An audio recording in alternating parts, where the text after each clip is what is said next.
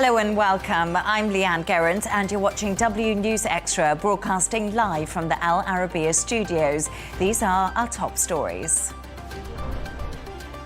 Canada announces plans to recognize a Palestinian state with certain conditions for Israel as Trump's US envoy Steve Witkoff sits down with Netanyahu ahead of traveling to Gaza to inspect aid deliveries tomorrow.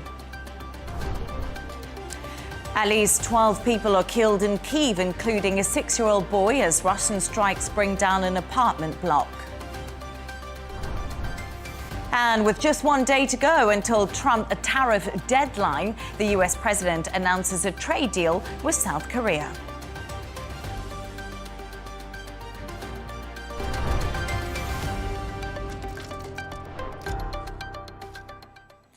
Canada's Prime Minister Mark Carney has announced plans to recognise a Palestinian state if Israel agrees to certain conditions. It follows the same decision of both the UK and France. However, US President Donald Trump has said Canada's move threatens a trade deal with the United States. It comes as Trump's US envoy Steve Witkoff travels to Israel for talks with Netanyahu, and the White House has now confirmed Witkoff will travel to Gaza tomorrow. More on that in just a moment. First, here's how Mark Carney broke the news. Canada has long been committed to a two-state solution. An independent, viable, and sovereign Palestinian state living side by side with the state of Israel in peace and security. Canada intends to recognize the state of Palestine at the 80th session of the United Nations General Assembly in September 2025.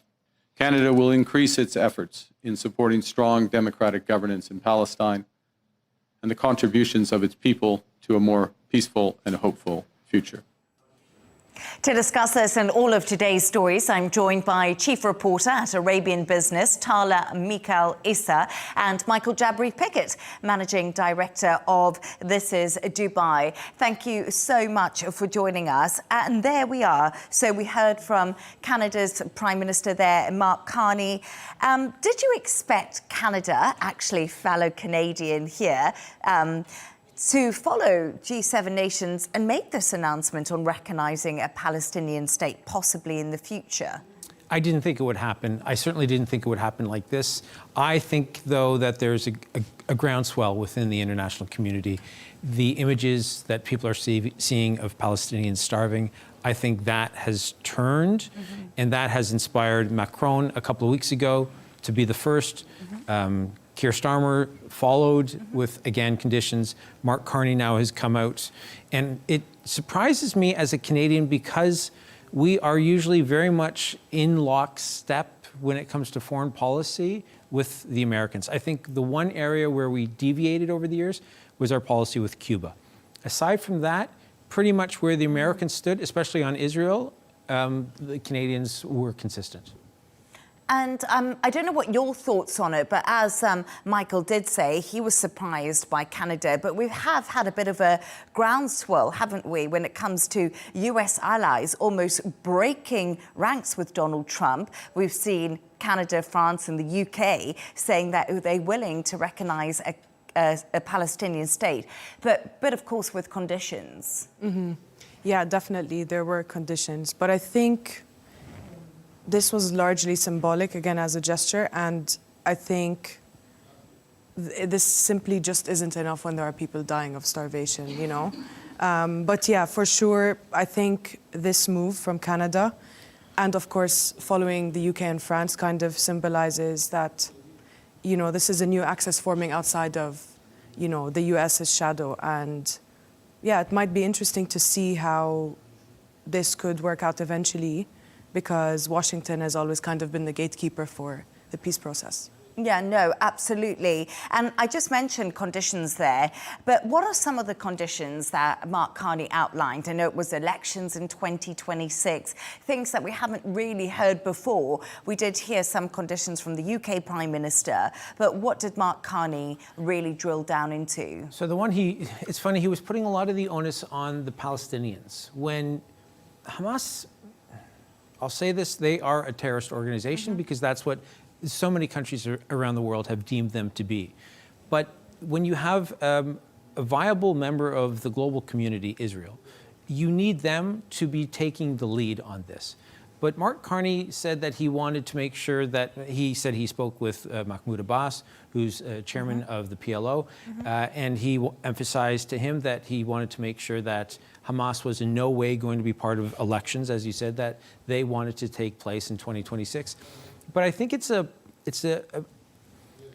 stretch to make this declaration and then to put the onus on the Palestinians, because, as I agree with Tala, today's move was definitely symbolic, and I think symbols are important, but it doesn't help the people who are starving now, and that's the biggest issue that has to be addressed. So if this move, in conjunction with some of the others, and I know that Portugal is also talking about it as well, and Malta. And Germany is also talking about it, which was a surprise, really, because 100%. they were always a backer with Israel, really, if you look at the EU countries as a whole. And I think Germany, for that obvious collective guilt, we know that they have very much, they want to be seen to always be supporting Israel. So if they're willing to go that step, but I think these symbols are important. And I think in the long term, it would put pressure on Israel to change their tactic. But the pressing issue right now is the condition that the Palestinians are facing. And do you want to talk to us a little bit about those conditions? Because obviously the humanitarian crisis, Tala, is just not stopping. The pictures coming out of Gaza, I think the world will agree, absolutely shocking. We're seeing malnutrition, we're seeing starving people. You know, there has been this aid now going into Gaza on a bigger scale. But, I mean, what do we know? Well, I mean, the aid is simply not enough. And I think my analysis of the situation is, and I think I'm not a genius for saying this, but an immediate ceasefire is in the bare minimum, the most important thing. But, I lost my train of thought there. Canada recognizing Palestinian statehood is going to make a difference, for sure. The timing is another situation that I won't get into. But this recognition needs to be paired with action. Canada, the UK, and France are sending a message to Israel that the status quo is no longer acceptable, right? But unless this recognition is backed by pressure to end the war, lift the blockade, allow full humanitarian access, it's basically going to be for nothing, really. It's just words again. Like I said last time I was on the show, it's very easy to condemn. And in this case, it's very easy to say that we have the intention to recognize a Palestinian statehood, which I think is long overdue. It's simply not enough when people are starving and dying. I mean, today, over 150 have died from malnutrition and famine. In Gaza, that's almost 90 kids included in that figure. And then 30 people were killed just waiting for aid today. And I think that's unacceptable. And I would say, if I could, that to your point, that there's all the aid organizations have talked about that tipping point, right? And once the body breaks down too much, it's not as though you can just feed people. Yeah. It has to be a long, slow process to get them back to the point where their body can accept food properly. And it's really interesting because I was speaking to a journalist from Israel earlier, and we were speaking about the numbers of people dying at these aid sites. And the argument from the Israeli reporter side, from the Israel side, is we're getting figures from the Hamas-run health ministry. So they're difficult to know exactly what's happening on the ground. As Western journalists, we just don't know. So it's such a hard situation right now. And Israel will say it's not at that level. They're doing their absolute best. And Hamas are to release the hostages. So we're still stuck in the same deadlock. Yeah, absolutely. And I think this lack of information is ultimately, I mean, we know for a fact what's happening in Gaza. The pictures are, you can tell what's going on. Whether the numbers are correct or not, I don't know, but unless there's no restrictions for foreign journalists, independent journalists, international journalists to actually go in there and find out information, then, yeah, like you said, we're stuck in the same loop. To that point, if you're Israel, you can't prevent journalists from getting in, And then when there is an entity inside giving data, you can't then question. You don't get to have it both ways. Yeah. And that's a difficult part. But, you know, we were talking about the recognition of a Palestinian state and the shifts that we're seeing in many countries. And the White House just announced tonight, Caroline Leavitt, that Steve Witkoff, the special envoy, will be travelling to Gaza tomorrow to have a look at these GHF sites that are funded by the US. So we are actually... Are we seeing, I think in many respects, a slight shift happening? We're seeing a bit of a momentum now where we are having Western leaders essentially inside Palestine. We haven't seen that for so long. So, yes. Again, in theory, it sounds wonderful. But what if they go and it works? And there's no crowds, and it's all incredibly orderly. What if everything that they see tomorrow is completely opposite to what we've been seeing for the past 2.5 months? You know, GHF have 4 distribution sites. The UN had 400. There is a huge difference. And what tomorrow is, I've said this many times, but as a journalist, I'm going to be cynical. It's a 100% pure photo op. All Steve Witkoff has to do is open up any social media app on his phone to see it. Donald Trump talked about it when he was in Scotland. Mm-hmm. He said, you can't fake it. They're starving. And you don't need to go to recognize and to understand just how broken the system is right now. I totally agree. And it's interesting because US Special Envoy Steve Witkoff and US Ambassador to Israel Mike Huckabe, they will both travel to Gaza on Friday to inspect food aid delivery as Witkoff works on a final plan to speed deliveries to the enclave. And that's what the White House are saying. But like you said, is it all about optics? Or is Donald Trump actually going to get the reality once those 2 men go back to the States and tell them what's happening? But a really interesting conversation. Thank you so much for your thoughts on that. Stay right there as we move on to another story now. And at least 12 people are dead and more than 50 others wounded after Russian drones and missiles struck Kyiv, a higher education institution. A school and a kindergarten were damaged during the blast. Russian attacks have continued despite President Trump's threat to impose tougher sanctions on Moscow. Kyiv's Mayor Vitaly Klitschko took to the streets earlier today and had this to say. Another attack with combined rockets and drones. 54 flats west of Kiev are among the places hit. Rescue operations continue. We do not rule out that there are more people under the rubble. For the moment, more than 50 people have received medical assistance and been hospitalized. Tala, we just saw Vitaly Klitschko there speaking, and he was in front of one of those heavily damaged buildings about just the rubble and the scale of this Russian attack on Kyiv. What's the latest? What more do we know? So this was one of the largest overnight assaults on Kyiv since the war began. Ukraine's Air Force confirmed 309 drones and cruise missiles were launched. And I believe most of them were intercepted. Yeah, Ukraine intercepted 288 drones and 3 missiles. 5 missiles and 21 drones struck targets. And then, of course, there were a lot of strikes and civilian areas were also hit. There was a 9-story apartment block in western Kyiv where 3 people died and dozens were injured. Among the dead was a 6-year-old boy who died in an ambulance on the way to the hospital. Schools, kindergartens, and a children's hospital ward were also damaged by shockwaves. Over 50 wounded. And President Zelensky called it demonstrative murder. And the mayor as well described the devastation as one of the worst mornings in recent memory. Yeah. Sorry, I'm going to sneeze, actually. Oh, no, I'm not. Apologies. I could kind of feel it, and then it went away. But you know what you have described, and the pictures that we're seeing out of Kyiv is complete devastation in many apartment blocks, and it was overnight, so not many people were in shelters. As we do know, that's where they go.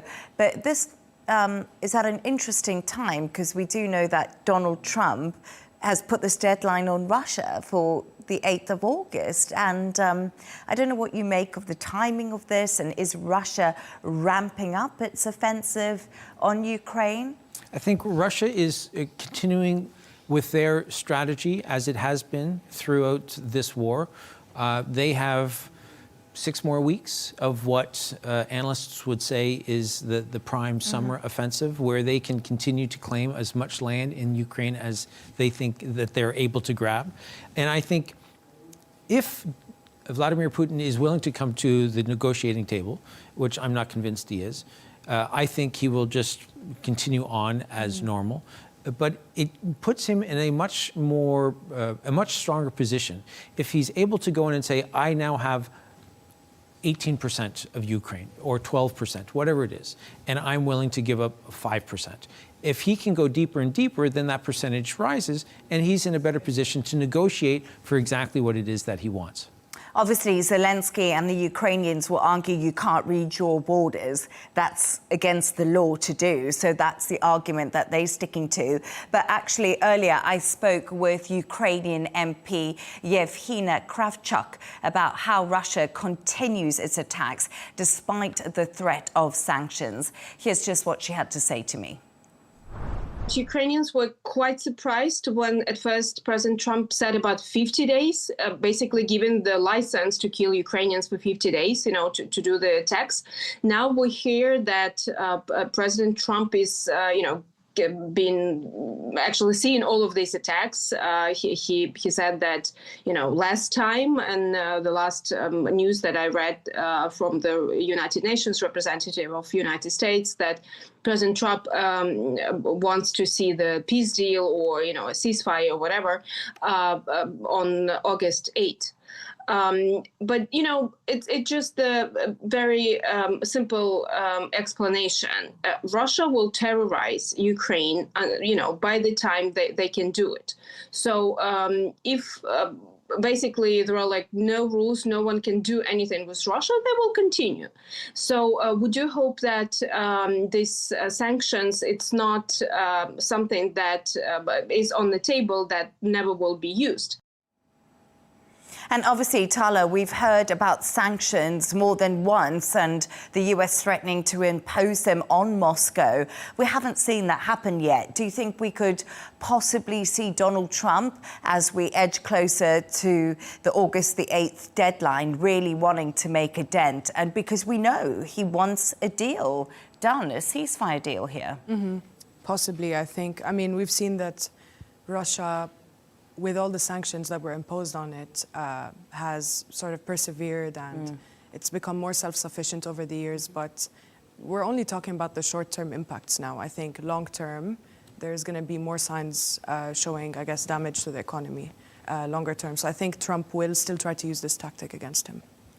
And I just also think what was quite interesting is Michael, Zelensky is now calling for a regime change inside of Russia. I haven't heard this before, but we've obviously been hearing Russia saying that Zelensky's unelected, we're not going to deal with him, there needs to be elections. What do you make now of Zelensky sort of turning the tables on Russia? So I think we've become so accustomed to the way social media influences our lives, and we get so much news from social media as well, that for something like this, we also understand what it is to produce content that's easily consumable and also has an impact. And I think that the Ukrainian president is, like everybody else around the world, looking at the pictures that we see coming out of Gaza, starving children, something that you just can't argue with. No matter whatever spin the Israelis put on it, you can't argue with those pictures. And he's feeling, I'm in the middle of a war as well that's been going on longer. It's been going on 3.5 years. The war in Gaza is 22 months now. I'm still struggling an awful lot. I only have defensive weapons. I need the world to keep paying attention to me. So to say something like regime change, which we know is a fantasy, but it still gets people talking, and it puts some eyeballs back on something that obviously is incredibly important to what he's trying to deal with. And I do think it's interesting because earlier when I spoke to the Ukrainian MP, she said, thank you for covering the story. You know, thank you for raising that Ukraine is still being attacked. So in many ways, I think Ukraine is feeling that way. I do think that, you know, 4 years into the war in Ukraine, they are starting to have that feeling that momentum is being lost within the press and within, you know, the support from Western nations. Mm-hmm. Definitely. The news cycle moves fast and a lot has been happening, but especially like Michael said with Gaza, I mean, you can't really ignore those images, right? But I guess Ukraine has been, the war in Ukraine has been going on for quite some time, and unfortunately people on social media, I guess, I'm not speaking about myself, but I think we've seen there's a lot of compassion fatigue as well. And I think that does end up happening. So what you're saying about Zelensky and the talk of a regime change in Russia, maybe just to tie it all back to exactly what's happening and to bring a little bit of focus back to the situation, because they're still living in a war zone in Kyiv, and we clearly see that in the pictures. Look at what it's taken the French and the British and the Canadians to do something that they haven't done before. It took them seeing incredibly dramatic images coming out of Gaza. And that shifted everybody's attention to that.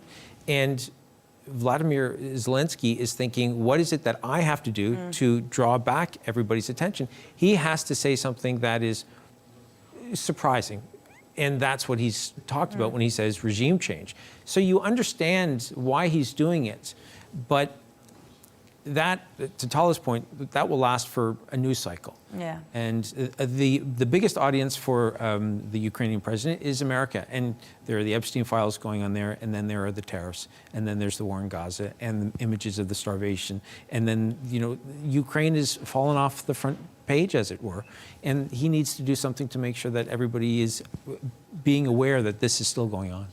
Yeah, no, very interesting conversation. And as we say, it's a war that's gone on now for 4 years, and there still seems to be these massive drone attacks ahead of Donald Trump wanting some sort of ceasefire by the 8th of August. But thank you very much for your thoughts on that. Let's move on now. And South Korea has made a trade deal with the US a day before the August the 1st deadline. Tariffs were due to be hiked to 25%, but the two countries have now agreed to 15%. The new rate does not apply to crucial areas of the South Korean economy, such as steel and aluminium, which do stay at 50%.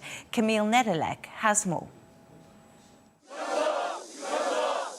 South Korea's president may be breathing a sigh of relief, but its people are not.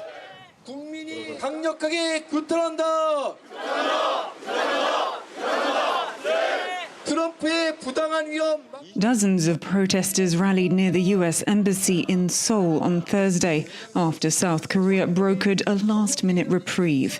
The US had been due to impose tariffs of 25% on South Korean exports on Friday. Officials had managed to negotiate that down to 15%. But the protesters say that's only half the story.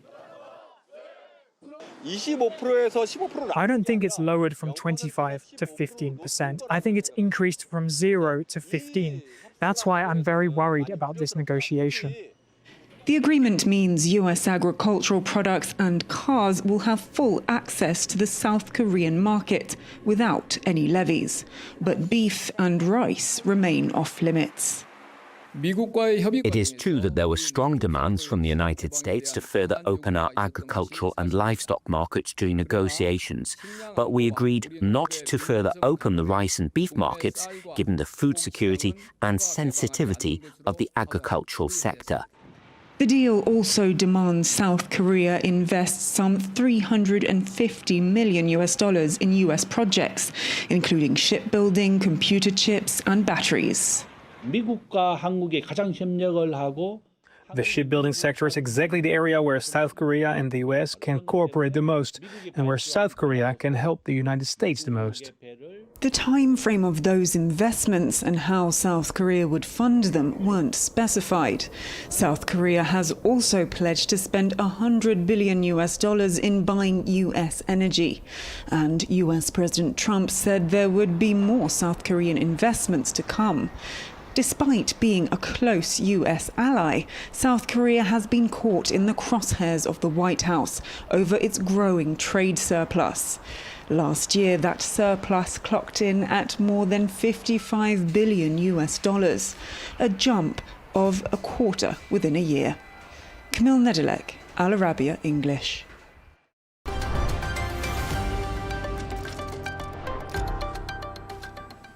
The Federal Reserve Chairman Jerome Pal has warned Donald Trump not to meddle in the central bank as he continues to defy pressure from the US president on lowering interest rates. Pal says there should be distance between politics and also the Fed. On Wednesday, the FOMC kept interest rates at 4.5% for a fifth time in a row.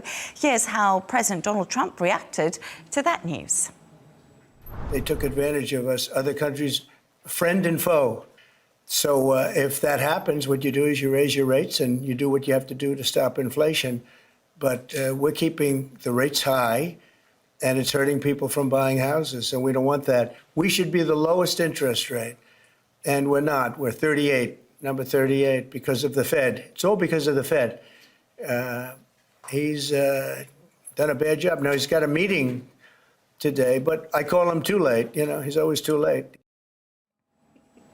Well, at least he's got a nickname for Jerome Pal, Mr. Too Late. He's also previously called him stupid on Truth Social. So no love lost between the two men, obviously, Michael. But, you know, Jerome Powell has said, listen, the Fed has to stay independent from politics and independent from the White House. And why is he so determined on this?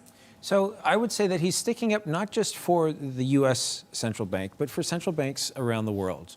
And, you know, he defined it so well today, the way he explained it. He said central banks need to remain independent so that they have the ability to make decisions based on data and not politics. Imagine, to paraphrase him again, if you had the ability to affect interest rates, for instance, ahead of an election. It would have a detrimental effect certainly for the party that's not in power. And this is something that is crucial for the American economy, not just, see, Donald Trump speaks about what's going to help him look good in the eyes of his voters. And I understand that, right? The global community doesn't vote for the President of the United States. But what he doesn't always take into account, or so it seems, is that the American economy represents so much more than just how it helps the 350 million Americans. It is, you know, the reserve currency for countries as well. Most currencies are pegged to the dollar. Absolutely. Yeah. We're in a country that's pegged to the dollar. And if the global community starts to lose faith that the central bank and interest rates can be manipulated, then what the U.S. has built up for almost 100 years will dissipate and things will not be as rosy as they could be. So I think it's really interesting because I'm going to push back on that something. I do think the Fed should be independent, but I also think the US economy has been doing pretty well. I know that PCE data came out today. That's the Fed's preferred measure of inflation, core inflation, and that was higher. It was at 2.8%. And obviously the Fed's inflation target is 2%. So we're seeing a slight increase. But then yesterday we got second quarter GDP figures out of the US, which were actually really strong. So there is growth and there is momentum in the economy. And I think that's what Donald Trump is trying to tap into. And Tala, the markets are on an absolute tear. We saw the likes of Meta today, Microsoft. They brought out absolute gigantic earnings, all on the back of AI. So, you know, are Trump's tariffs really affecting the economy and relationships? Look, they are, but I think on the GDP figures for the second quarter this year, I think it's a little bit misleading because, yes, the US economy grew 3% in the second quarter this year, but this was mainly due to a drop in imports, and that's what Powell said. Real growth averaged at just 1.2% in the first half this year. So, yes, Trump's tariffs and his policies are obviously changing a lot of things, are really impacting the US economy in some very complex ways. These, I think, are just indications of short-term gains. But when it comes to the markets, definitely we could see that. But, tech companies are doing really well. This is the age of AI, and I think that will probably continue to be the case for a while. And obviously, the NASDAQ is up today, and we also know that, if we have a look at it, Microsoft enters the $4 trillion club after results. So I don't know what you think or you agree with Tala on the fact that, yes, we are seeing the market strong, but this could be distortion too. So it's not so much distortion, it's just half of the picture. And I think Jerome Powell's job is to look out not just for those people who are using the stock market to increase their wealth, but he's also looking out for the majority of Americans, and it's close to 50% who don't have any money in the stock market. So he needs to make sure that all Americans are doing well, and he also needs to make sure that he's not, again, I can't emphasize this enough, he's not just making sure that he and the central bank remain independent, but he's also looking out for how various investors around the world are perceiving America. One of the things that we talked about back when the tariffs were first starting to be introduced is that there was that stability or lack thereof and the predictability or lack thereof, and that plays a part. And if you are to take away everything that you've come to rely upon, then I think there are going to start to be cracks in the foundation, and that's what Jerome Powell is trying to avoid. And also, let's just move on a little bit and talk about the tariffs, Tala. It's not Christmas Eve, it's Tariff Eve. I don't know, I just thought of that, but it's not very funny. But it is, and that is the serious situation. So, Donald Trump's tariffs, they come in 1 minute after midnight tonight. He said that there was going to be 90 deals in 90 days. This hasn't come to light. We've had 8 deals in 120 days. So many countries now are scrambling to try and reach some sort of agreement with the US. And then from tomorrow, they're facing a real bumper when it comes to the tariffs. Definitely. Look, I have a feeling, and this is just intuition, that he might actually extend the deadline. No, you know what, I also thought that weirdly, but the White House today in the press conference, we did see Caroline Leavitt talking, and she did said new reciprocal tariff rates take effect on Friday. So the White House are really sticking with that line, because we have obviously seen them kick the can down the road. But I think it's quite interesting, because we talk about these 8 countries that have been made deals with, but they're really just frameworks, aren't they? They're not actually concrete deals as of yet. Like if we look at South Korea, I think I was reading up on some of what some of the analysts have said. Obviously, that's $350 billion of investment that was agreed to, but apparently this was agreed to previously already. And Trump is framing this as like a strategic win and a model for future negotiations. So. And that's, I think, one of the things that he does with the EU deal. And we spoke about this the other day, where you have EU coming together, and they've said they've committed to $750 billion in petroleum products and $600 billion in investments in the United States. And my point on that occasion, as it is now, will all the accounting be done in 2 or 3 or 4 years? And we'll see that actually all that came to fruition. And I don't think anybody believes that. It was an opportunity for the president to stand up there and say, it's the biggest, it's the best. And that's, unfortunately, so many people know, I don't want to be disrespectful when I say this, they know how to play him, but they certainly know how to publicly negotiate with him. And I think that's exactly what's happened. But really interesting today when the White House came to speak out about the tariffs, what I found was interesting is the tariff deal they did speak about was the one with the EU, saying that it's putting America first. It strengthens our tie with the European Union. We've got the best deal out of it. But as you say, the nitty-gritty still has to be played out, and that could take years and years. But it's really interesting to see how the tariffs have really had an impact, and so many things have been happening, but we still are now at the final deadline, and we still don't really have any answers. It's all a bit like, ooh, what's going to happen after midnight, Yeah, it's like Y2K all over again, isn't it?